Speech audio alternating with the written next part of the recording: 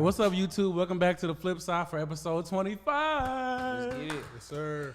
I'm your host, Tambo, but I go by BEEZY. To the left of me, you know I got my guy. Let's the Flex. This is the Flip Side podcast, which is a weekly episodic media, sports, and entertainment original. All right, y'all. Today, we got a special guest in there. Let's You go. probably seen him on Snowfall. Probably seen him on Club Shay Shay. Probably seen him on Blade. Probably seen him on Hotel Rwanda. I have to get you with that. He talking about himself. Twin. But he is a visionary in the world of fashion. He not only built a remarkable brand, but also worked with some of the biggest names in sports. Please join me in welcoming my black ass older brother, the founder of MANSOUR Studios, MANDELLA MANSOUR. How y'all doing? How y'all doing? So, how you feeling, my guy? How you I'm feeling good, man. It's a Wednesday night. You know, just got off not too long ago. Look at him. Hey, He broke. I told you. I gotta get the cobwebs out. This is my first time speaking in a while, so yeah, Cobwebs, huh? yeah, you know what I mean. Like a tin man, gotta put some oil in me. This nigga. Nah, but we're going to get straight into it. How did you get into clothing manufacturing, and when did you develop a knack for fashion? Man, it's crazy. That wasn't even something I thought about doing at all. Like most people know, even Tampa know, like I just played sports and went home and did schoolwork. So sports was something I thought was gonna be a career that I was gonna take a longevity wise from college, and you know everybody wants to go to the pros. But once I started realizing that wasn't something that I wanted to pursue on a level as far as, you know, going to JUCO and stuff like that, because my parents couldn't afford for us to go to college. So it was like later on I was going to put that stress on them to go the JUCO route. So I just kind of like just try to bet on myself and try to walk on. And, you know, but I was always battling something wrong with my knee. Because I hit the shit out of him. You know what I'm saying? It was like a tendon. He ain't do nothing, man. But for the most part, it was one of the things like, you know, sports was just kind of it was over for me. And then like I kind of spent a lot of time, you know, enjoying being, you know, a regular student for the first time in my life, right? Yeah. So I was in college just trying different things out, learning the piano, learning how to cook, learning just different things, going to these different clubs. And I had a friend at the time, you know, we still friends to this day, but his name was Ken, and he was a photographer in Fort Worth. And Shout he was out taking Kenya. pictures. Shout out my boy Kenya, Kid Ken on Instagram. He was a photographer around the Fort Worth area. People knew him. He had a brand, and he used to want me to model. So I modeled for his clothing and stuff like that, and he wanted me to kind of like take it a step further. Like we did a shoot together. It was like a yellow shoot, and it went viral on Tumblr. And it was one of the things where, you know, I started seeing like, okay, you know, this could be my other avenue. You know what I'm saying? Now I'm using things that I didn't even think about using, which was my looks, my skin tone to an advantage. And I just started doing that, and then through doing that, it allowed me to start opening up the side of me that was artistic that I never knew I had. Yeah. Like Tambo can draw and stuff like that. I mean, our family, like dynamic, we all have some artisticness into us. I was used to sketch around, but like I never really fully dive into it. So I saw him, he had a brand, and I was like, you know what, like I think I could do that. You know what I'm saying? Why not? Like, and I sketched up this one design, and it did pretty good for the first time, but I didn't understand the back office of like manufacturing, getting it printed. I just knew the idea. Yeah. And I tell people right now, like the game has been saturated, because when I was coming up in fashion and branding and making clothes, like a manufacturer wasn't just hitting you up on the DMs like nowadays. Like you got Pakistan people you can hit you up in your DMs, they'll follow you, they can see you designs. Back then you didn't have that, you know what I'm saying? And so finding local manufacturers wasn't something that was very easy, because people didn't really have the vision that we had. So I just kind of was just doing a lot of trial and errors with fashion, and I took a break, and I started focusing on like doing things as far as, you know, I was hustling, I was trying to make some money. So I started picking up being a seamstress, you know what I'm saying? I was like taking oversized suits from the thrift store, I was making it down to my size, and then people started seeing that around campus, and then they started wanting me like, hey man, can you make me a suit? Can you tailor my pants? And you know, I just kind of started learning, just doing that. And to the point, it just became something where I started making money off clothes. That was the first time I started making money off clothes. And then I was like, you know what? I'm at a point now where I can actually start using my creativity. So I came out with this first design, and it was 2 skeletons and stuff like that around the time frame when everybody wanted to be rock star aesthetics and stuff like that. The Love Hurts? Yeah, and I called it Love Hurts, you know what I'm saying? And people think it's like, I did that because I was hurting. But nah, it was just something that I just felt went with the time frame as far as fashion. And man, I made like $8,000 my first drop. And that was the first time I looked at it. I was like, you know what, like, I may have something in here, you know what I'm saying? People already looked at me as far as, you know, I can dress. But if anybody knows, you know, Tama knows more than anything, like, we learned how to dress because, you know, we wasn't the most fortunate kids in school. So we had to make it work for what we had. So now we got to the point we started working, we started making money. We're able to now do all the things we always wanted to do. Buy Jordans, buying certain things. So we was late bloomers. You feel me? So that was one of the things where, like I said, like I made $8,000 off that drop. And then I would just say that kind of just catapulted the company as far as the brand. I did that for a little bit and I took a break. But a lot of people don't know when I took that break, man, I was in the most, I would say, darkest space in my life because, you know, I was getting my master's at the time and, you know, I guess school and COVID and inflation. And it was just so many things that was kind of going wrong as far as in my life at the time where, like, I kept it in. And I just sat back one day and I was walking my dog. And I remember I called my best friend, Braxton. And I was just telling him about how I was feeling, how, like, you know, things aren't going my way fashion-wise. I know that, you know, usually anything that I used to work hard and put my mind to, I would be successful in it. But this is the first time in my life where, like, I'm trying my hardest. I'm putting all my money in. Like, I'm locked in every day, live, breathe, sleep, fashion. And it was nothing happening. And I just told myself, you know what, how can I help other people while I'm still doing this? I just get people DM me all the time on Instagram, like, hey, how do you get this shirt printed? How do you do this? How you do that? So I was like, you know what, let me create a service. I know I'm good at sketching, graphic designing. I know I'm good at building a website. So let me build a package where I can say it to some people and they can take it and then I can create something from that. Yeah. And that's kind of what it was. And then long story short, I did that for like 4 months being a consultant as far as helping people with their brands. And then I kind of made a shirt for one of my friends at the time, Solomon, as a joke. It was like a vintage style, old school type of shirt. And at the time, he used to cut Micah Parsons' hair. And Micah Parsons seen that and was just like, you know, like, oh, that's a dope shirt. Who made that shirt for you? And he gave my contact and he called me. And then when he called me and stuff like that, we talked about it. And at the time, I only made him 15 shirts because he had some family coming down that was coming to the game. They wanted to support it. I made him 15 shirts and, you know, I thought nothing of it. I just thought it was something cool to just have on my resume. Long story short, man, he wears it to a pregame. The Cowboys posted on their page. It just went crazy, you know what I'm saying? Everybody, you know what I'm saying, hitting them up, like, who made these shirts, da-da-da. And then after the game, he called me and said, hey, you think about dropping these shirts? I'm like, yeah, why not? You feel me? Like, let's get it going. So we just did that, and then we dropped it, and we sold out. Like, we sold like 900-something shirts in 3 days. Damn. You know what I'm saying? That was something that kind of catapulted the company because now everybody looked at me as Micah Parsons manufacturer. Then they started tying me into the Dallas Cowboys manufacturer. Then we started doing stuff with Trayvon Diggs and stuff like that.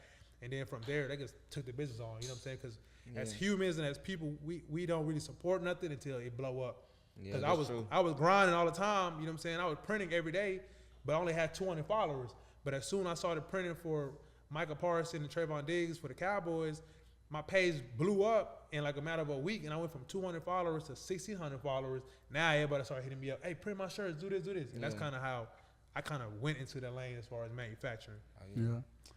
So with this question, it's like, I mean, it's kind of off topic, but so how did you feel about Virgil Abloh? And also, did you like was there anything that you got from him that you're implementing into your stuff? Yeah, man. Virgil honestly was a very dope creator because he understood to not reinvent the wheel. And what I mean by doing that is like he got something before he passed. He put a ebook out there, basically kind of something to kind of help entrepreneurs that starting a brand as far as how to scale it, how to brand it, how to design it, and stuff like that. And something that he put in there was the 3% rule. You know, because the biggest thing we struggle with, especially in my industry, is fashion, is we're always trying to create the next big thing. Yeah. You know, everybody's always trying to create the next big thing. Even with podcasts, everybody's trying to always do something new. But Virgil's approach at it was, someone has done what you want to do before. There's a blueprint. As long as you can focus, even with podcasts, you know what I'm saying? Like Tamba watches Shannon Sharp and all these people and stuff like that. He's following a blueprint. Now, do it at your own way. You know what I'm saying? Put your own swag to it. So that's kind of with fashion. Like, someone has done a hoodie before. Someone has done this before. Not saying go out there and copy verbatim, right? But pull inspiration. Go to Pinterest and go to 90s, 80s, 70s fashion and pull inspiration, and you can modernize it now. Like I told this 2 years ago. I said the trend for this summer was going to be NFL street. Yeah. Because guess what? If you look at the time, fashion and history repeats itself. Facts. You get what I'm saying? Now, think about it. In the 2000s, people wearing Timberlands. That was what a time frame. Now you got people down south wearing Timberlands. It don't get that cold for us to be wearing Timberlands. Yeah. You know what I'm saying? But that's just part of fashion. So Virgil definitely, you know what I'm saying? And I talked to my friend Ken about this one day. I said, we breaking our backs trying to create a new design versus these people, these brand owners just pumping out new designs every week because some of them are copying, but for the vast majority of them, they're actually just pulling inspiration. So it's allowing their minds to always flow and cook versus we spend all our eggs and all our time on one basket and we just, you know what I'm saying, just doing all that just to finally have a design 3-4 months later. Yeah. Versus our competition already put out 25 designs. And then did you see how like Giannis and LeBron shoes are like similar, like basically look like damn near identical almost? Well, yeah, I mean, I don't really pay attention as far as like LeBron shoes or Giannis shoes no more, but I'm pretty sure. That's a good like that is crazy. Like they shoes look identical right Even now. look at James Harden and Ant. Their shoes very similar. You know what I'm saying? Like, and they're under the same brand as, you know, so this is one of the things like even exactly. Yeah. Exactly. You know what I'm saying? And that's everybody replicated Yeezy in some way. James Harden really just like he just got an easy design. Exactly. You know, so yeah, that's what it look like. Like that's my biggest advice to people is like, do not try to spin your wheel trying to create the new wheel. You know what I'm saying? Just go buy a new wheel and just try to replicate it where it makes sense to you. You know what I'm saying? That's a bad quote. Don't quote me on that though, but you get the gist of it. Yeah, we get He he gonna be like Rick Ross stealing everybody's shit. Nah. Nah, but were there any designers that inspired you? Man, honestly, I'm gonna sound very shallow and cliche when I say this, but I don't really look at nobody. I look at more so the time that I'm in. Mm-hmm. Like my design process goes like this. Like I pay attention to what's around me, right? So what are people wearing? What's hot in the streets right now? So okay, if I know right now the vibe is those Def Jam Vendetta style outfits, okay. What you trying to say? Look at prime example. Yeah. You know. What you trying to say? Don't, you know, not The nigga sound like Spider from Def Jam. A Sean John aesthetic. The nigga sound like You know what I'm Def Jam from That's just, think about it. When we was in high school, when I was in high school, y'all only 2 years younger than me, right? Something like that. Yeah. 3 years. Around prime time, you know, people wearing them high waters. Them kids ain't wearing that right now. Nah. You know what I'm saying? Like they were showing ankles, no socks. You know what I'm saying? If you go back 10 years from that, no, them pants went below the shoes. You feel me? Mm-hmm. So my design process, how it works is, man, I just kind of I pay attention to my surroundings. I kind of see what's going on right now. Okay, this is the trend that's happening. What is the longevity of this trend? How long is people going to wear this type of outfits, right? And then instead of picking something that's very easy to pick at, like a jersey, oh no, I'm going to create a whole outfit. I want a whole scenario. So when you're buying this, you're feeling as if you're with that time frame. Yeah. You get what I'm saying? So I focus more so on just, you know, the art of fashion more so than fashion itself. That's why, like, when I drop or curate anything, like, my production and everything that I drop has to make sense. If not, I don't care about the shirt. Mm-hmm. You know what I'm saying? So as far as being inspired, like, I mean, the people that kind of inspired me the most, I would say, man, it's crazy. Like, as crazy he is, man, Kanye. Like, that documentary he got, you know what I'm saying? Genius. Genius. Yeah, Genius on Netflix. Like, if you watch that, man, that's very inspiring. Like, he's telling people, I am this person. I am that guy. I am him. You know what I'm saying? And one day you guys are going to see that. And I like people like that. People that aren't scared to show people and tell people, like, they're really like that. You know what I'm saying? When it comes to their craft. Because I think the biggest thing with me growing up, even, you know, struggling with my confidence was the biggest thing. And the more I got into fashion, the more I had to look around. But, like, bro, there's not a lot of people that can sit with me and design toe-to-toe. Yeah. Or curate on the same level as I can. And you got to be able to understand that and be arrogant in your business. Now, you can be as humble as possible as a person, you know what I'm saying, have gratitude and, you know what I'm saying, be humble and, you know, be down to earth. But when it comes to your business, you got to be a shark. Yeah. You get what I'm saying? You gotta be like, I'm like that. I do this. You know what I'm saying? Even if you don't, you gotta have that, you know, that edge on you. Like at any point, anytime, I'm ready to go to war behind what I got, what I'm building. So that's kind of, I like watching people who inspire me like that. So I watch a lot of like Eric Thomas, Inky Johnson, Kanye, and stuff like that. Yeah. Cambo. All right. All right. So, but now this is a question that, like, you know, goes into your merchandise and stuff. Mm-hmm. So, like, this is a word like something I learned like the other day called MQ. So, what is like your minimum? MOQ? Yeah. Well, I guess MOQ. Yeah, but yeah. what is your minimum order quantity with your merchandise? So it just depends on the service. If it's something like screen printing, start off at 25 shirts per design. If it's something like embroidery, I don't need a certain amount. You can bring in one shirt. Now, one thing about printing services is a quantity game. So the more you have, the cheaper your cost is going to be, right? I try to explain to people all the time, like people try to come in and, you know, well, I got 5 shirts. Well, how come 5 shirts is in the same price as 30 shirts? You get what I'm saying? Well, it realistically, on my end, you know, if you have a design, the cost of setting it up, it matters. So if you only have 5 shirts, but it took me 2 hours to set up 5 shirts, I lost money. You get what I'm saying? So it has to make sense to both parties. So at screen print, start off at 25 shirts, and then embroidery, DTG, and stuff like that. It doesn't need any minimums for the most part. Yeah. What makes the perfect clothing manufacturer in your opinion, and what sets you apart from most? That's a great question. I think what sets me apart from a lot of manufacturers, one, I'm 27 years old and I'm black. You know what I'm saying? That's like, it's nah, I'm for real. Like you know, I just got certified as a small business in the minority company. You know For what I'm real? saying? Yeah, I'm certified in the That's state of loud. Texas. So the city of Arlington just gave me a call this morning to do their uniforms. So Yeah, that's too loud. what also separates me from a lot of manufacturers is the fact that I've had a brand before, so I know how to run a brand, and as well as I used to be a seamstress, so I know how to curate the fabric. So when you have all those components as a manufacturer, when you come to me, you come to my office, I'm not just looking at you as, hey, these how much shirts you have, this how much it's gonna cost, and go home. No, like anybody that comes to my office, we sit down. First of all, I believe in customer relations. So you're gonna come in, you're gonna get a tour whether you like it or not. I'm gonna show you how all these machines operate, and I'm gonna give you the breakdown of everything. And then from 2, you know, I like to be personable with the clients I'm talking to. You know what I'm saying? Like, what made you start your brand? Why do you do this? Or I sometimes give advice. I had an assistant one time told me I'm too nice. Sometimes people come in and I don't know how to just shut my mouth. But I told her I'm just passionate in what I do. You know what I'm saying? And one of my goals is to help people in this process. If I'm being used as a vessel to, you know, print for you, I at least want to help you and help you become a millionaire in your own company. Because what's the purpose? I just print your shirts and you leave and never come back.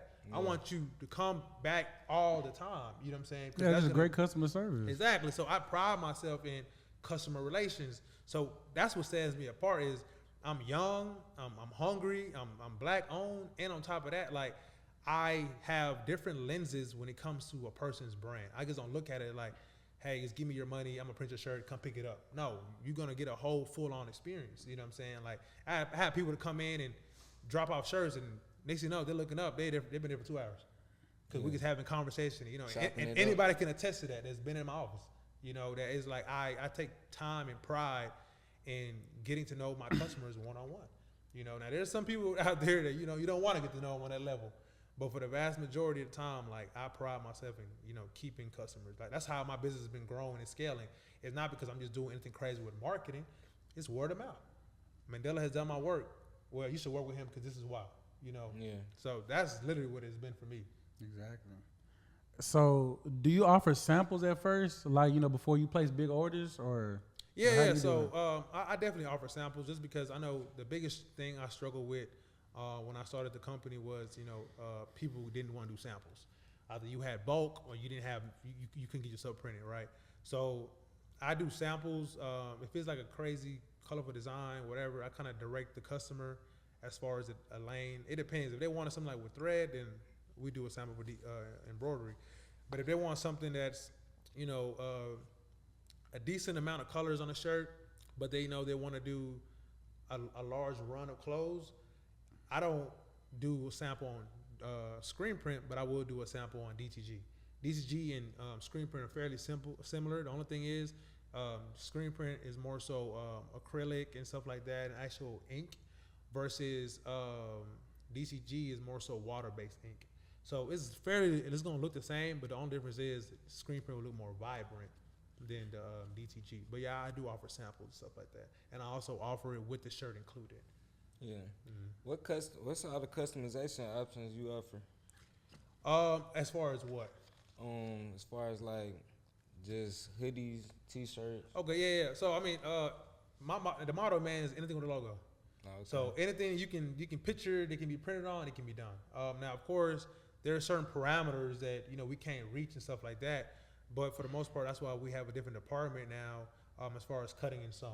So if you have something like let's say you have an idea of some pants and you want flames all over it, of course, the palette to use for the screen print can't cover all those masses because you only have a certain dimensions that you work with. But now I partner up with this one company where basically like they can provide cutting and sewing. So if you want all these crazy designs and stuff all over our pants, they'll print it on fabric first, then sew it together. Yeah. So as far as customizations, basically anything from hoodies, hats, cups, banners, shorts, socks, shoelaces, stuff like that. Okay, so even glasses. That is the one. Yeah. Okay, so because it's some manufacturers out there that's pretty slow, right? How long does your products normally take to be manufactured? I mean, right now is about 8 to 10 days turnaround. 8 to 10 working days. But also too, I've had clients that wanted something done within the same week or the same time frame. And as long as I tell you all the time, as long as you give me at least 2-3 days to process the order and make sure everything is there, I can get it done within. And they paying extra, right? Oh yeah. Okay, sure. I was about to say they supposed to. It's a rush fee. You know what I'm saying? Expression. But for prime example, I had a client recently. He was traveling on Sunday and he brought the shirts on Tuesday. He picked them up on Friday, and it was 100 shirts. You know what I'm saying? So I think I got some good turnaround times, and as well as if we have the time frame to do it where it can be a rush, I will also communicate that and get that done as well. Yeah, but what's some fashion trends that you hate right now? Fashion, man, baggy pants. I think that's the that's the thing where it's like they don't match everybody's silhouette. Yeah. Like when I told y'all I used to be a seamstress, like I used to work at this is Dallas, so I used to work as the assistant head tailor at Indochino. Yeah. So talk about having to build a suit and tailoring all different types of body types and taking anybody from this shape to this and to look like this.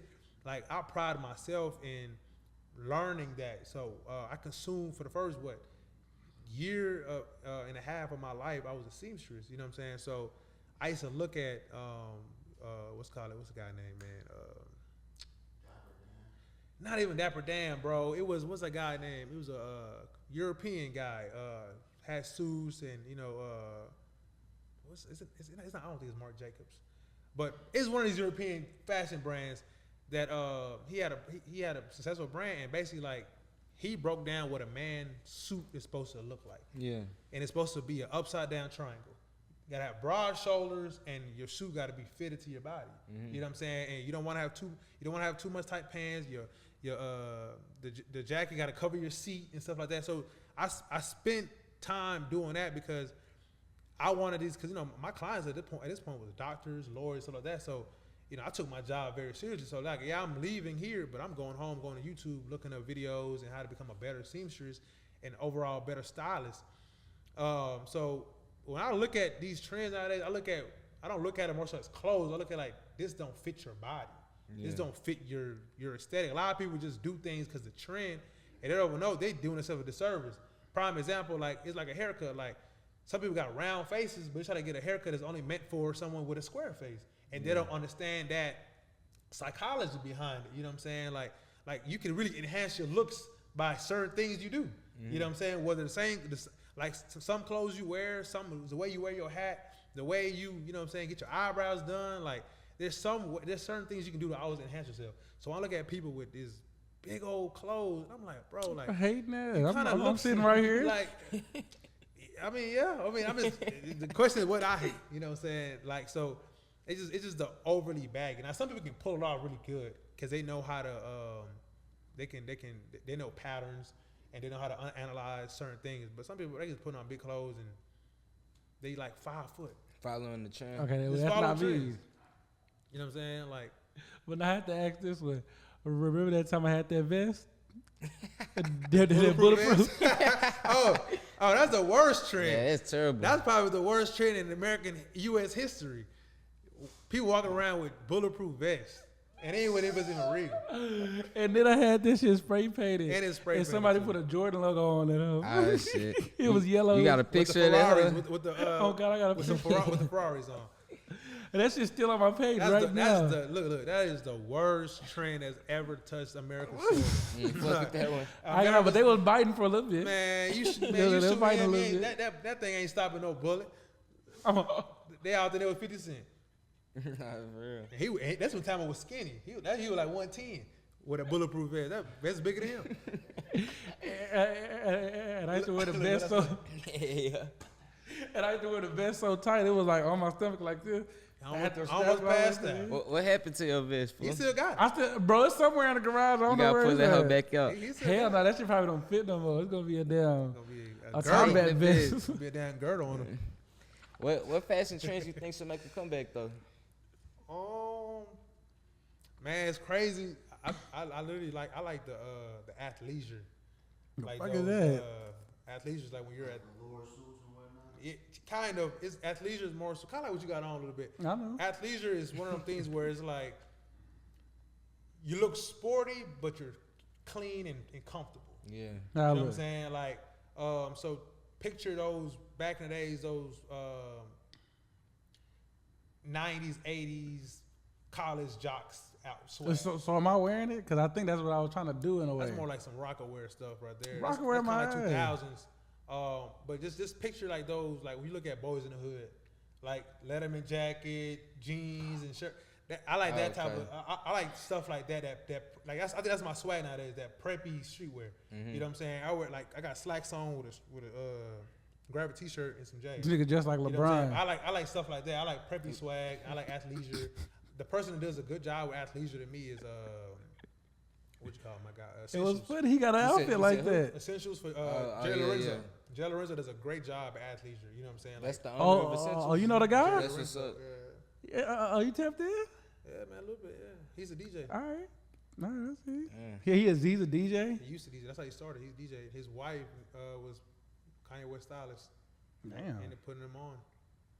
So what's the hardest thing about clothes manufacturing that nobody really just realized? Because I know earlier you said, you know, at times you be depressed about how your stuff not moving the way you want it to. Like, but what's the most like challenging thing about it that like you know people don't realize? I can narrow it down to two things.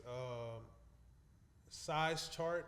You know what I'm saying? When you get to the point where you start want to make your own stuff, because that's something I'm dealing with right now is making sure the size that I'm giving the manufacturer is being done how I want it. Size chart is the biggest thing because that allows your clothes to speak for itself and how it drapes on people and stuff like that. And the hardest thing I would say anybody ever face that's starting a brand is capital. A lot of people don't understand how much capital plays a role because if you don't have any capital, you can't do nothing. Nothing. You know, and imagine you have you're this person that want to curate on a high level and do all these things, but you don't have no money. It's kind of hard. You know what I'm saying? Yeah. Like a lot of brands get swept under the rug, not because they're not great enough or good enough to compete with these high level brands. Some of these brands just got clout and they end up blowing up or they had capital behind them. So capital has always been a thing where even when I started I struggled with. That's why I offer, I do giveaways, you know what I'm saying? Like every other month I do 25 shirt giveaway where, you know, I put it out there on Instagram and have people tag their friends that got brands and, you know, your first 25 shirts, you can pick the brand, you can pick the logo, you can pick the designs, everything. I will print it at cost. No, I would print it for free actually. That's live. And that would kickstart a lot of brands. So, because I understand the aspect of it when I first started was, you know, capital just plays a huge role. And if you don't have the capital, man, you can't do nothing. Like, Yeah. What's your favorite thing about manufacturing? My most favorite thing about manufacturing is probably the people I'm meeting. Oh, okay. I feel like I've opened so much doors, and just met so many different connections of different people just by being a manufacturer. And it's one of the things where when I had my own brand, it wasn't something that, in a sense, was fulfilling me because I was just designing and putting it out there, you know. But when I started doing manufacturing, it allowed me to meet a lot. I met Michael Parson and Trayvon Diggs, went to his house. You know what I'm saying? Stuff like that. Or the other day, I went to this luncheon with the board and director of DART, the transportation system. So just even meeting people like that, of that caliber, or just being on call with investors and, you know, these people that make a lot of money, has allowed me to be in rooms with people that just are successful in companies and businesses. So manufacturing, for sure, that's probably the best aspect of my life that that's the best part of my company, of the business, is being able to just meet people and connect. Every day I meet somebody new that can help me some kind of way. All right. So what's like one of the craziest days that you ever just had in your warehouse, you know, dealing with orders and stuff? Like one of the most hectic days where it was just like stuff was moving. Well, the most hectic day, man, it was last year. It was raining and something like that, and so across the street is this light pole and stuff like that, and electrical line, and someone was, you know, swerving and they hit it to the whole power out. What the damn? So imagine you got customers' orders on the press, can't be printed because we got to wait for the city to come out there and, you know, investigate it and get somebody to fix it. So 2-3 days of all that, you know what I'm saying? So you got people dead. You got people that had deadlines for that Friday, and they couldn't get their shirts in time. So it was a lot of having a discount, a lot of had a refund. So that was the most like craziest day where it's like nothing was going right, and it wasn't even something we can control. It was something that, you know, just a part of business. You know what I'm saying? I call it growing pains, but those moments allowed me to, okay, like in these situations, to learn this, to learn that, and have the patience, because, you know, you're going to get tested every single day in business. I tell you all the time, you're going to get tested in business, but it's all about building stamina. You know what I'm saying? So it's not about how many times you fall, it's how many times you get back up and you keep trying. Damn. Nah, for real. Out of all the big people you worked with, who showed you the most love? Cause remember you was talking to Shay that one time. Yeah, man, Shannon Sharp. Yeah. I shout out to Shannon Sharp. Shout out to Unc, man. He actually FaceTimed me. We had, you know, a long conversation and stuff like that. That was a very unfortunate situation where, you know, it didn't play out, but it wasn't nothing I can control. It was just something on his end that happened. But, you know, You seen this video? Yeah, I seen the video. He like, put that dick back in. Yeah. I mean, but Shannon Sharp probably was the most dopest person I've talked to. Yeah. But honestly, man, I would say the dopest people would be the people that's not even celebrities to me. You know what I'm saying? I say about time, like, a lot of people, when they do anything, whether it's a company, whether it's a brand, whether it's modeling, styling, even a podcast, people always think about, oh, let me get the biggest person in here, or let me do this and that. And that's cool, that's dope, don't get me wrong, but them people sometimes, man, like, you gotta understand, everybody is hyping their head up. So it's like, they're not in reality like you think they are. You know what I'm saying? So I don't really care to work with celebrities. I don't really care to work with athletes, because you will catch yourself doing more work than them. You know what I'm saying? Because they're already consumed by their profession. You know what I'm saying? Like, for example. And they fan base. And their fan base, you know what I'm saying? They don't got like, you know, for example, like if I was working with, you know, let's say I'm working with, what's the guy name? Shannon Sharp, right? Or LeBron. Let's say LeBron. LeBron is a perfect example. Let's say we talk about, you know, doing some shirts and then collabing with shirts. That's a dope thing to do with LeBron to the outside public. Oh, that looks great, right? But they don't know how much work I put in to make it happen. Yeah. Because LeBron still got to go to play basketball, so that he not, you know what I'm saying? He not worrying about shipping orders. He not worried about making sure things getting done correctly. None of that. Only thing he's gonna call me about is asking what day we dropping and how much I get paid. Yeah. You know what I'm saying? Because they're already consumed with their own things. And he got a million things he do. You know what I'm saying? Off the court, he got to go to these conventions, got to go to the school, got to do this, then he got to have family time. So when it comes to these celebrities, sometimes like it's a good opportunity to have and work with them if they come to you and stuff like that, or if the opportunity presents itself. But for the vast majority of times, man, that's not always good, bro. Like if you can focus on the soil, the people that's always coming back, the local people, that's what's gonna make you rich. Yeah. You know what I'm saying, for the most part. Okay, so this is something I just kind of wanted you to admit while we on camera. He lying. Please let everybody know that I just betting you. You don't. From head to toe. Come on. You don't. Come on, do the drip check. I think you're in your life right now where you're still figuring out what you want to dress like. What you mean? No, I'm just being honest. I mean, if I was to give you just an analysis, you're still figuring out your style.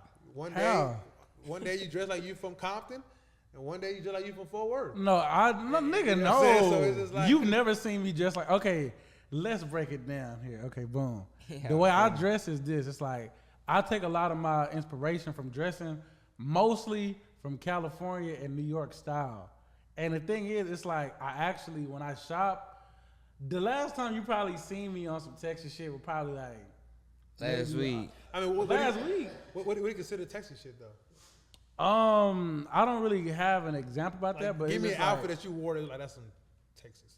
Boots and shit. You ain't never put on no boots. I don't think I would just put some boots on, but Like cowboy boots? He don't got a cowboy boots. But I feel like when I mean by LA style, and I've been doing this for 2-3 years now, it's like you know, you can see me with dress shoes and I'm wearing like casual fit. That's some shit I do. With the New York style is where I get the bagginess So this from. is where I'm gonna. stop you. But I've been dressed like that for a minute. It's not I don't know how I dress. If you replay the clip, right, when I go back earlier about being a seamstress and a stylist, I said was that hating on baggy clothes. No.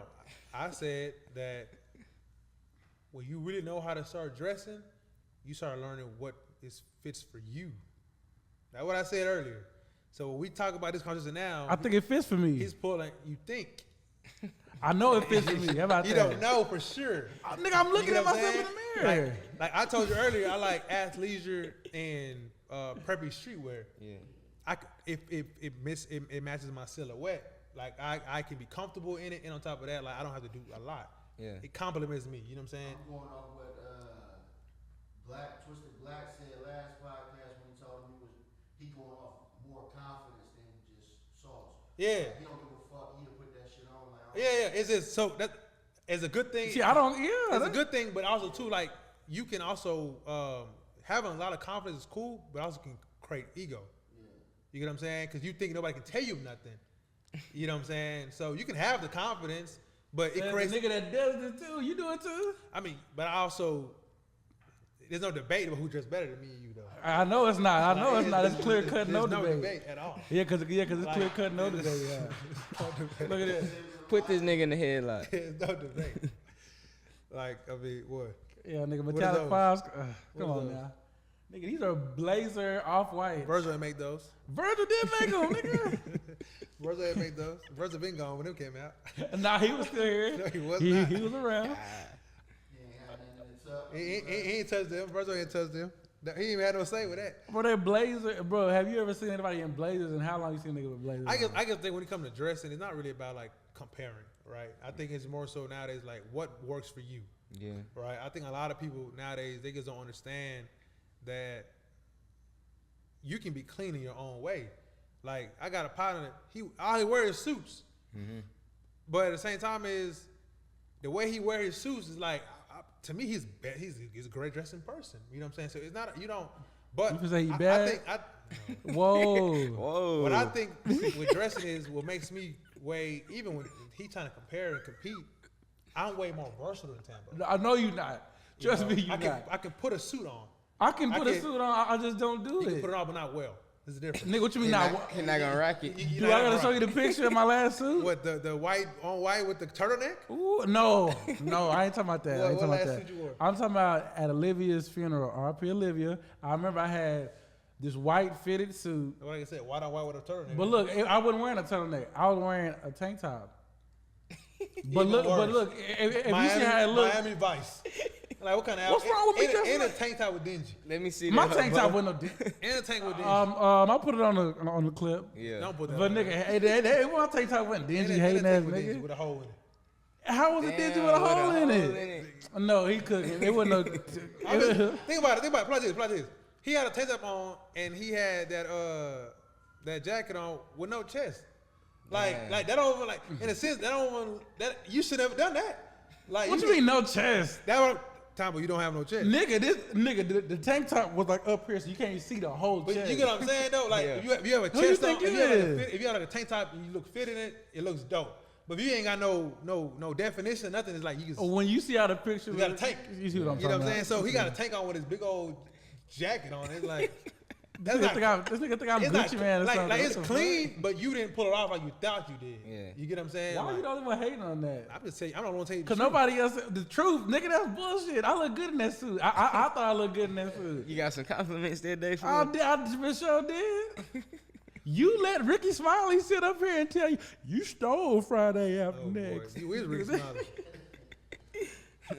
No, but that leads to my next question.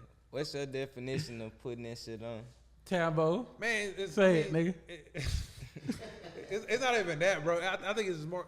My definition of putting it on is, bro, is like dressing as what's comfortable for you. Yeah. Like everybody, like I said, everybody's style is different. Everybody's gonna, you know, like we all have some clothes on the ground, we all gonna pick it up and style it differently. Mm-hmm. You know what I'm saying? So like confidence does play a huge role, right? But you also have to understand too is just because you can wear it and not care, don't mean you pulling it off. Are you You know talking what I'm about saying? me? Like, and that's just what that is. It's not, you know, it's not about like, oh, do this and that. This is a guideline to follow. But as long as you're comfortable in your own body and you like what you're putting on, that's cool. You feel me? Like with me putting it on, it's not just clothes. Putting it on is me having a haircut. My teeth is clean. I got some nice cologne. Like I want to have the whole package. You know what I'm saying? I don't want you see me like, this is a nice outfit. I want to walk by you like, you smell good. You know what I'm saying? Like, so it's just stuff like that where like putting it on can mean so many things, but to me it's more so like being true to yourself and being comfortable in what you're putting on. Okay. So And taking advice and criticism. I'll take it, nigga. what's the difference in between like dressing and styling? I think dressing is just being a mannequin. You know, Okay. a lot of people just go to websites and stuff, and there's nothing wrong with it, right? Sometimes some people need some direction. But dressing is basically like you see how a mannequin got it on or how a model have it on a website and you buy that exact outfit. Versus styling it is like, okay, oh, that's a dope shirt. Okay, I see some pants that I got. I got some in my closet that, and then you can start putting pieces together now to make it work. You feel me? Like something like this, right? Where I could easily just come here with just pants and a shirt and you know whatever. I like now put the glasses on. You know what I'm saying? Let me put these jewelry on. Looking like Shay Shay. You know what I'm saying? So it can coordinate and flow. Even the pocket chain. You know what I'm saying? So peep that. black and you know I wear a lot of gold, but at the same time, it's for certain aesthetics, you gotta be able to pull out silver. And you So, see that, and you seen that on who first at LEXX? It's all right. you a lying. It's cool. Most of the September war is probably from my closet. Nigga, that is cap. From your closet to my ass. Hey, Just saying. Tambo, do you get drip inspiration from Mandela? 100%. I don't. He would look. You say yeah, He lie. I don't think I do. He would lie and say he don't, and he do. but 100%. you just know this, huh? No, I just feel like at times we don't realize that we kind of would have similarities. But I wouldn't just be like, oh, I'm finna. It's natural if you come up from under somebody. Yeah. I didn't come up under this nigga. That's the problem, right? Where it's like, at the end of the day, whether he want to say it or not, that's my little brother. So you gonna have inspiration. You know what I'm saying? Like when you go to the closet and see he got this, you gonna want to wear it. Man, when I used to go to I think he was in middle school. Yeah. So I was in middle school. No, he was in middle school. I was in high school. So you know, I get off school late, and I go to school early because I had practice in the morning sometimes, and I had practice late. I already know what he's finna say. He'll wear my clothes to school, like in middle And school. look, I used to try to hurry up and get back home and then try to hide it. I used to look at my shoes and I'm like, why? They don't never been in that spot. Like, and I had never like, you know what I'm saying? Because we used to kind of share a closet at the same time. So I was like, okay, he can probably move the other way. But one day I caught him. You know what I'm saying? I came home early from school because practice was canceled because it was raining.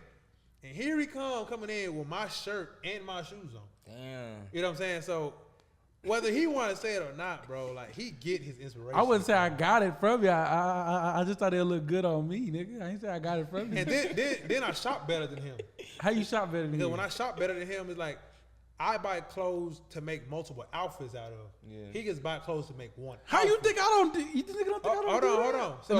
So, No. It's We times. not- It's times where he get caught in the outfit and he don't know what to wear. And he'll ask me, "Can I borrow this? Can I wear that? Can I do Yeah. it?" You do the same thing. Yeah, My I hat don't is buy in your clothes. car right now. Bro, I'm at a point where I make so much clothes. I literally am in sweats and shorts every day. Yeah. I don't- Okay, it's but very so rare what that is my I hat see doing in you your wearing it. car? I wanted that hat. I liked it. And you still ain't gave it back. It's mine. So, now. It's mine now. What the? Took now. You know what? Get it back Since in we blood. getting into like sibling rivalry, talk about how I used to kick your ass back in the day, and also here's another thing. Okay, so now this is a funny story. So I remember when we was little, we used to like wrestle a lot. We used to be into WWE. Oh, Shout out how I WWE. split your head open? You ain't split shit. Okay, we can story? get into that too. Okay. But here's the thing. I remember this one time we wrestled. We used to be into WWE pretty hard. He thought he was Jeff Hardy, and he looked more like Matt Hardy. So let's before we get to the story. And tell him how you break a Tambo used to say that we're gonna be like Jeff Hardy and Matt Hardy, call ourselves the Mansour brothers. Nigga, you said that shit. I never said we was gonna be tag team. Just to put it out there. That was it. I never You said. know, But look, he wanted to be tag team partners. so you know how WWE used to have that sign that said "Don't try this at home." This was the nigga that actually tried the shit at home, and this nigga tried to do a cartwheel on me, and broke his arm. Tell us about when you broke your arm. I didn't break it. I dislocated my elbow. Nigga, ain't it the same damn thing? It was. I mean, Explain anybody the that story grew up from in the your 2000s, house. I would say like 90s, 2000s, like wrestling was a big part of our household. You know what I'm saying? So we grew up, Rey Mysterio, Bobby Lashley, Batista, John Cena, and stuff like that. So Randy Orton. what's his name? JCG and Shad Gaspar. It's about the crime time. Yeah, the Crime Time, like. That's like, what we was trying to be like. Remember that? Yeah, Scotty Too Hottie, stuff like that. I was Shad, he was JCG. No, nigga, you was JTG, nigga. So that consumed our household. You know what I'm saying? So, everybody try things, DX, you know what I'm saying? Everybody try to do things, and stuff like that. And that was kind of the thing, like we wrestle and try to emulate the moves. And it was I forgot what I was trying to do or something like that. A But cartwheel. we had this bunk bed, and basically like I try to like do a cartwheel on him and pin him. Pause. It was 1,000 baby oil bottles. Calm down. Okay, it is what it is. Ain't your favorite song "I'm Coming Home" by Diddy? That's not okay. I ain't gonna lie. That song used to motivate me.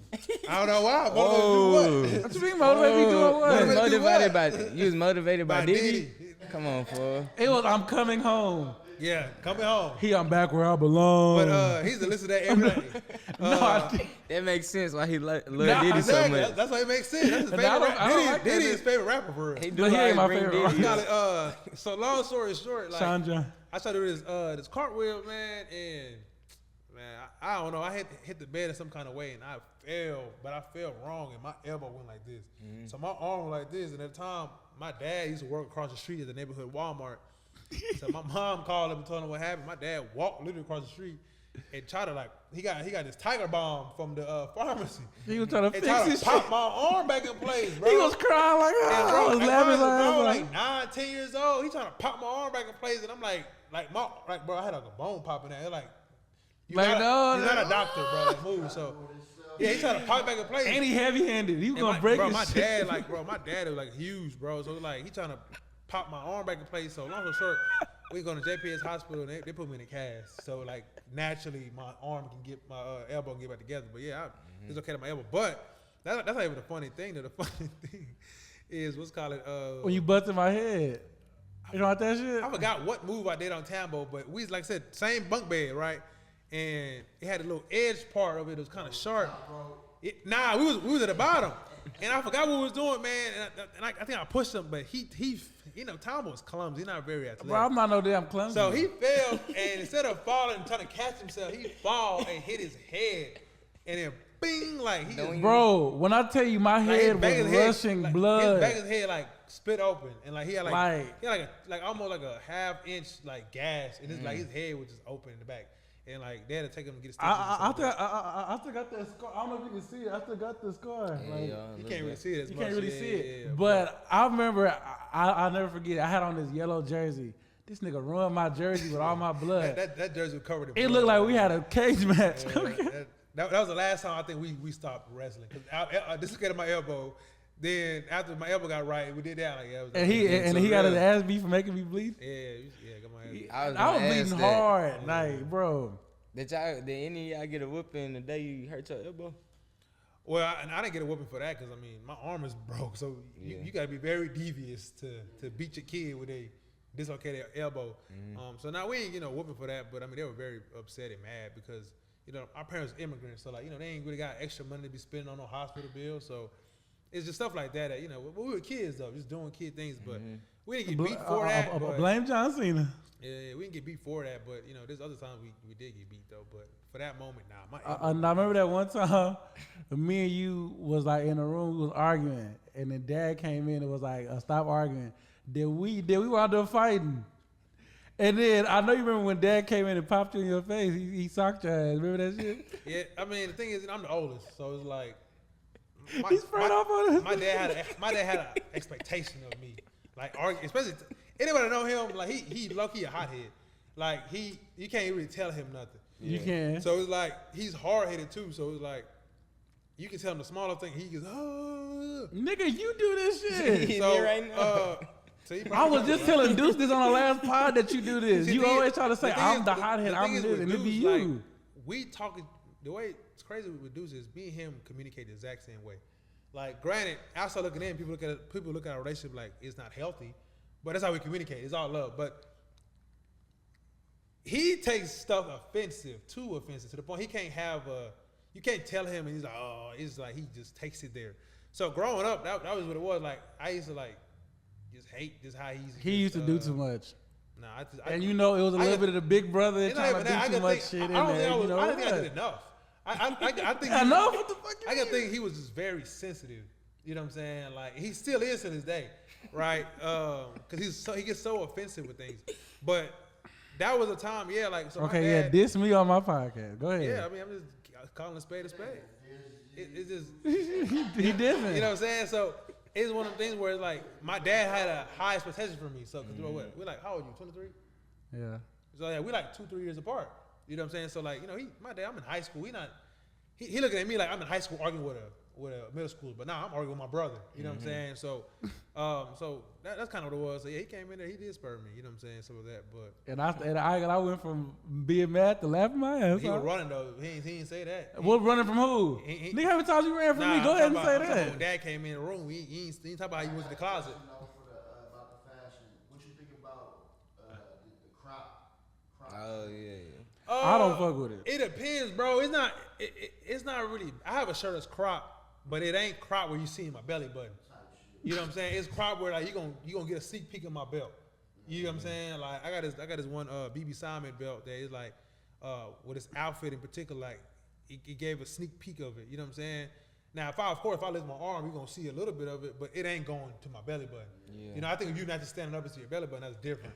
Like I don't mind a crop top. It actually look decent if you style it well, but I think we get to the point where like it's showing your belly button and stuff like that, and that's too much, bro. That's a good question. Well, for me, You ain't got that body. Going on board for me, And if you ain't got that body, don't wear it. Yeah, he judging y'all man about y'all body. So if you got a 6-pack, time will say you can't wear it. Oh, nigga. All right, Mr. 1,000 baby oil bottles. What's your opinion on Antonio Brown's style of dressing? I think he's hard. What do you think? Man, I don't want to pay attention to Antonio Brown fits, man, like that. I think the last thing I saw of him was he had these biker gloves on with a fur coat, hoodie, jacket. I wore this outfit before. I posted that. I actually got this outfit. It was before AB did what he did. I promise you. AB copied too. That's nothing to brag I'm about. really generation. That's hard. Outfit is trash. Nigga, I went to the Mavericks game. Bro, females was biting. Trust me. I thought you was Adrian Bronner. But I'm bigger than Adrian Broner. the thing is, like, I don't pay attention to AB how he dressed because he's not staple to me as fashion. Yeah.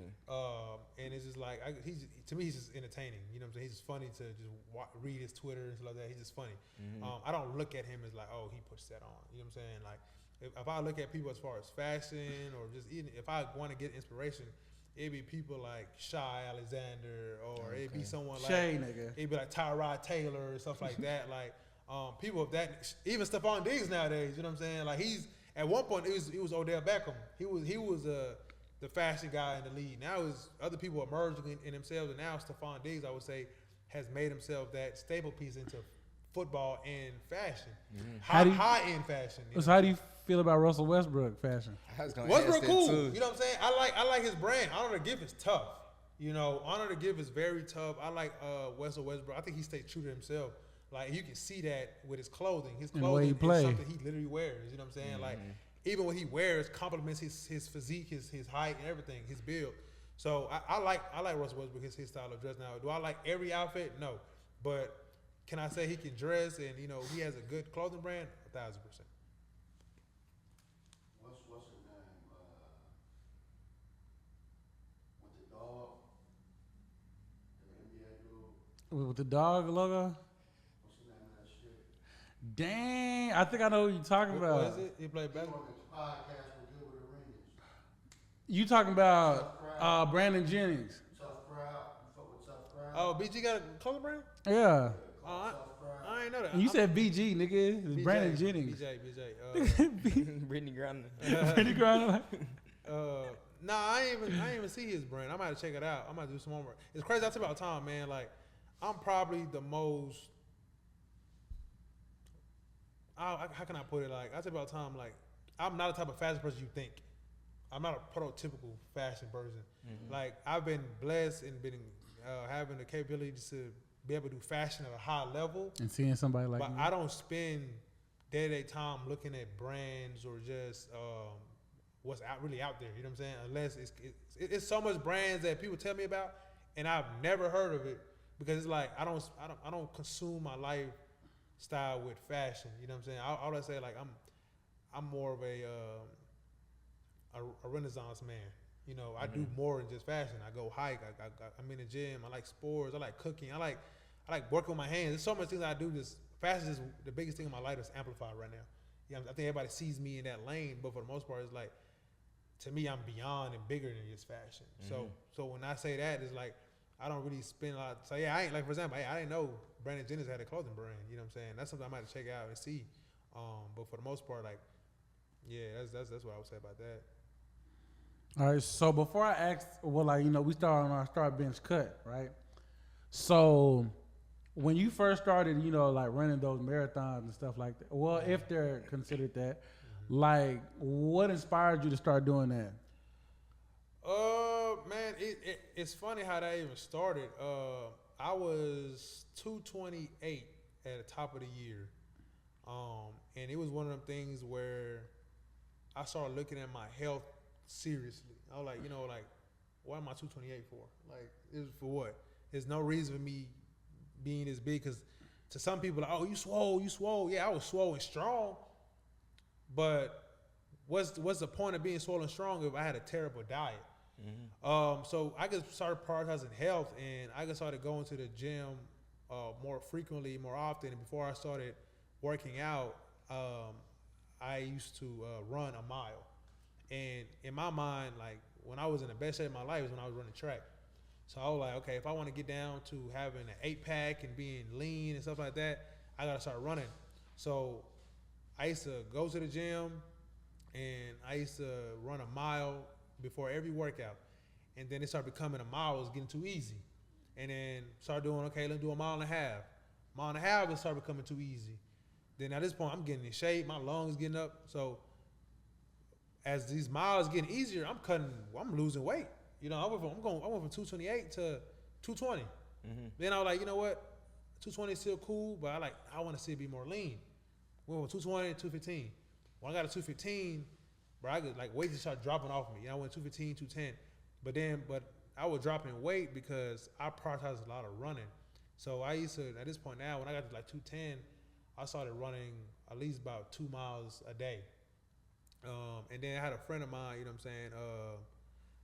He hit me up. He said, "Hey, bro, I see you be running. You wanna do a 5K with me?" And you know, I ain't never ran nothing beyond a 400. You know what I'm saying? So running long distance is new to me. So these terminologies like 5Ks, I'm like, nigga, how far that is? Like, how far are we going? And he said, "Bro, it's only 3 miles." And I said, 3 miles? I'm running about 2 miles right now. Let me come in sometime this week and run 3 miles. As long as my goal is to run without stopping, I'm fine. So I go out there, man, and I go to the treadmill and I ran 3 miles. And then it was like 3 miles and 30 minutes. And I was like, you know, okay, let's sign up. I can run it without stopping. That was my mindset. I wasn't even thinking about being competitive. I didn't even know these type of races was competitive. I just thought people just go out there and just go run. And so we signed up, man. We go out there, and bro, I go out there. I finished 10th overall, and I came in 25 minutes, and I was like, so I got 5 minutes faster. This is my second time running 3 miles, and then bro, just I think that competitive nature like came back out again. You know what I'm saying? As far as I found something where if I put my mind to it and I grind, I would get faster at it. Like I just love that grind of that. And bro, so the first race was 25 minutes. 2 weeks later, I signed up for another race, 23 minutes. So I'm like, oh yeah, I'm rolling. Like I'm doing this now. At this time now, I'm 205. My diet is now very strict. I'm very lean, bro. I think my fastest mile right now is well, not mile. My fastest mile is 6 minutes. But my fastest 5K is 21:11. You know what I'm saying? And then just by doing that, bro, I started going to these running events, these run clubs, and I'm meeting people like around my age that, you know, just love running. And it's not just, they don't talk about going to the clubs and bottles and like that. They're talking about some real life, meaningful things. And I would feel like I found my community all over again. You know what I'm saying? Being around people that care about their health, sports, and stuff like that. And I just started doing that, and then long story short, I just kind of be running now. I run like maybe 5 miles, 6 miles here and there. The most I've ever ran was 12 miles. Damn. You know what I'm saying? I'm actually training right now to go run a half marathon end of the year. Nigga, so, what? 12 miles? Yeah, that's the most I ran, yeah. So running just was something that just happened. You know what I'm saying? It was like I was doing it to lose weight and get healthy, and then it became something that I went out there for my first 5K event. Finished 10th overall. Then I was like, you know what? Like, it just birthed a beast in me. It just brought that dog back out. And I was like, from there, I just never stopped doing it. So, That's live. yeah. So for Start Bench Cut, now this is the brothers edition. Lex, you start first with yours. All right, let's get it. First, we got Marlon and Sean Waynes, Charlie and Eddie Murphy, and Chris and Tony Rock. Start Bench So we Cut. got Marlon and Sean. Mm-hmm. We got Chris and Eddie. Yeah. Charlie Charlie and Eddie, and then Chris and who? Tony Rock. Tony. I'm going to cut Chris Rock and Tony. Okay. Because I ain't ever really... Everybody has Chris my favorite show, though. That's the only thing that I would... But Tony Rock don't really... He got slapped. Yeah, nobody really know Smith Tony. Tony Rock ain't do nothing for real. He said he was gonna whoop dude ass. Hey, he trying to fight Will Smith? Tony ain't do nothing for real. So it's like I'm gonna cut him. I'm gonna start Marlon and Sean, and I'm gonna bench Eddie and Charlie. So why would you start Marlon and Sean over Charlie and Eddie? Well, I feel like overall as brothers, Because they remind you of us? to a degree, but at the same, even though I'm Sean, the more charming one. You talking about charming? Get your freaky ass on, nigga. Now what I'm saying, like, to me, like they've actually, like, I mean, don't get me wrong, Eddie and Charlie, they did a great job, you know, and stuff like that. But I feel like the world knows Marlon and Sean more as far as brothers than Eddie and Charlie. You get what I'm saying? Like, True. they actually had that was in shows together, movies together. So, you know, they did everything together for the most part. So even the whole Wayans family. So, like, what they built up and what they generated, that's what I would go with. Shout out to the Wayans. Yeah, the Wayans for sure. Oh yeah, and here's what's crazy. Did y'all know that on Norbit, Charlie played a couple of scenes as Rasputin? Mm-hmm. No, you knew that? I didn't know that. So for the last one, This is Start Bench Cut WWE edition. We got Jimmy and Jay Uso, Matt Hardy and Jeff Hardy, Owen and Bret Hart.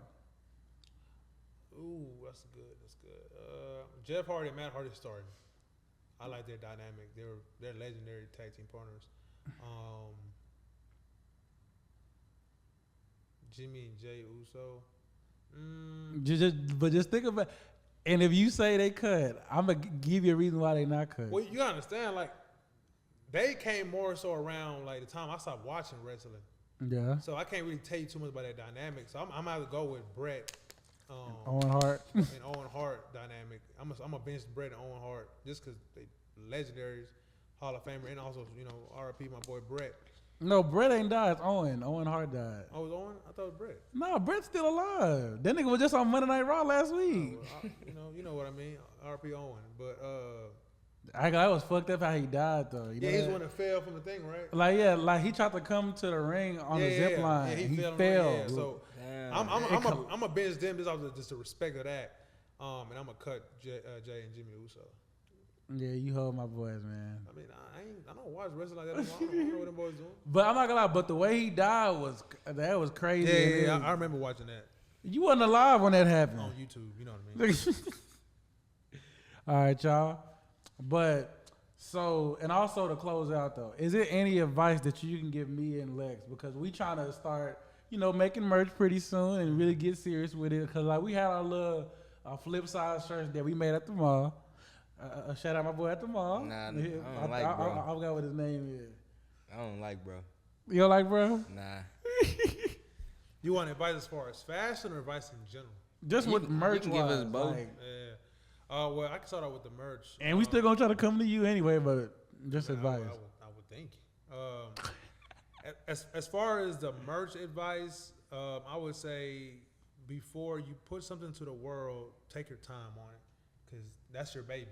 Mm-hmm. You know what I'm saying? So, truly understand and figure it out, all the dimensions and the kinks of everything as far as what do you want it to look like before you present it. A lot of people, they just have an idea and just run with it and they go print it, but it don't come out like that. So make sure you establish everything and make sure y'all on the same page, because it's both of y'all. You know what I'm saying? Like, you got your own mind, but make sure y'all can come down together and be able to curate the same thing in your mind. So I would say, focus on just more so color palettes. Color palettes plays a huge role. You know what I'm saying?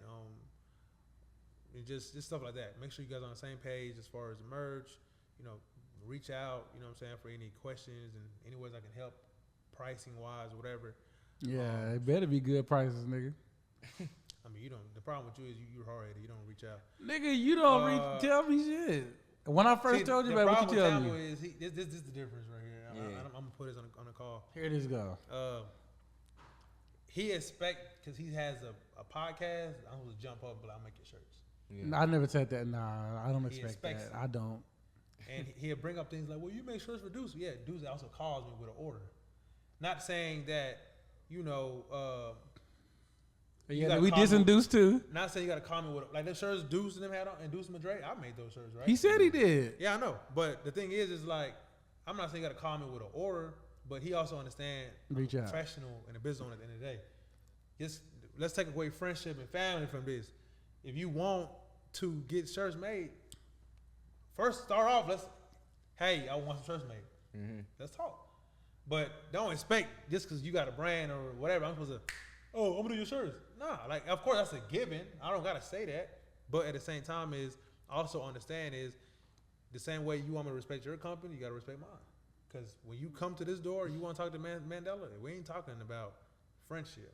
We're talking about business at the end of the day. So that's the only thing about Tambo. He be expecting. I ain't never came at him with that. So quit making up these little stories. He said it one day. He's like, well, why you make me know them shirts? Like I said, I never told that nigga that. So I don't even know why you sitting up here saying that. I can ask him this right here. Why go to the mall when your brother doesn't? I went because it was spontaneous that day. You know what I mean? So what does having a draw got to do with it? Going to the mall? Look, when I made my FLIPSIDE logo, I was just like, you know what? What if I just go to the mall and just make like a mock T-shirt? And that's what I literally told that nigga, it was a mock T-shirt. Like, we really went to the mall. He said, let's just go to the mall. Like, just see how it looked. But obviously, that plastic material shit, like Bullshit. You went and got Tell some me- bullshit. He told me he been supposed to talk to you about it. And he never did.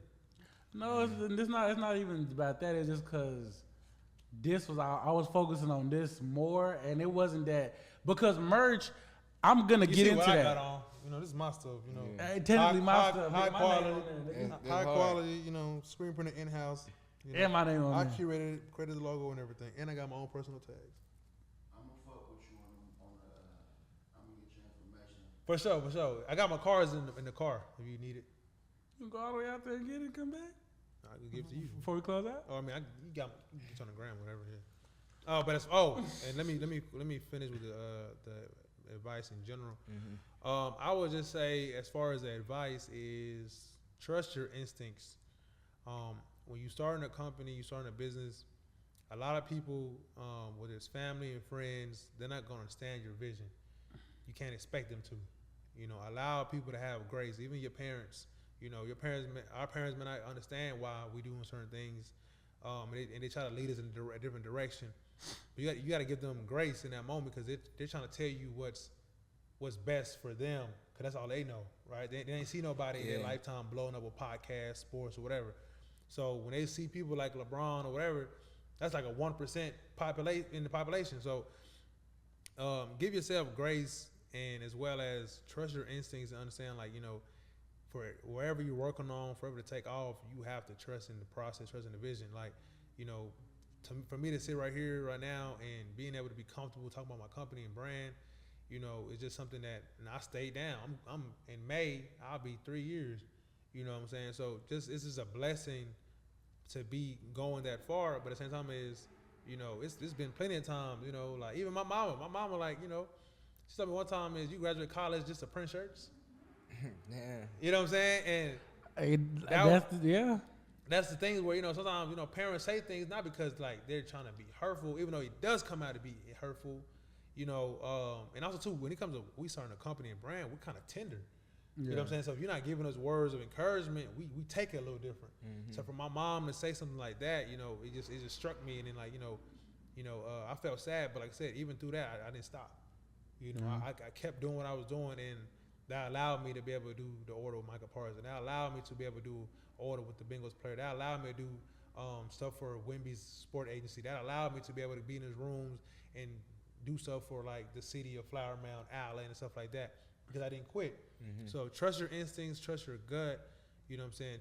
Lean on each other when y'all. The best thing about you guys is you got a team. You know what I'm saying? You got Party that can help you out with the video and chopping up and editing and stuff like that. And y'all got each other. It's just me. I'm a one-man band, so I don't got nobody to sit there and lean on, or I'm sick, I can't make it. There you go. Take on the shirt. Take on the show. You know what I'm saying? I don't got that. I had a partner today. Man, he became a millionaire at 27, bro. And I'm talking to him about his life. And he said, man, your company has to be able to operate without you driving the car. You know what I'm saying? And that's the biggest thing where as companies, and business owners or entrepreneurs, we get so stuck in. You gotta be able to trust. Yeah, you know what I'm saying? And we get so caught up in working in the company and not on the company. And when I say that, meaning if we open up a restaurant right now, a lot of us get consumed to just working, behind making the burgers and all that stuff. And we thinking just by we working hard, people gonna see that and can come in and come shop. No. We gotta work on the marketing, our customer relations, our logos, or just small things that people just undermine. We have to work on that. Even right now, I'm using my downtime right now because it's kind of summertime not summertime no more, but it's approaching into fall. So typically this is kind of where I'm slow for the first month. I got orders coming in, but not crazy to keep me busy. But this whole time right now, bro, I created a new DBA. I created a new bank account with Navy Federal. I'm just learning things about financing and stuff like that. And then I was shopping around with marketing agencies to be able to now market for me, because I'm one man and I do everything and I wear all the hats. Someone once told me just because you can do it don't mean you should do it. Yeah. So now I'm learning how to delegate. I'm learning, okay, I know I can market, but me spending time marketing and learning, watching these videos is going to take me away from working on this. This was going to take me to the next level. So how can I delegate or find someone or find some form of software or system to put in place where it's able to, allow the business to reach new heights, even if it's 1%, right? So going back to the whole analogy, you know, your business will go as far as long as you're not driving it as much. Now, of course, in the beginning, build that foundation, do everything, wear all the hats, but eventually you gotta start implementing systems and start learning how to delegate to lessen the stress from you. So now you can go out there and actually make the company successful. Name me any millionaire or billionaire that's working 24/7 in their companies right now. Can't. You can't.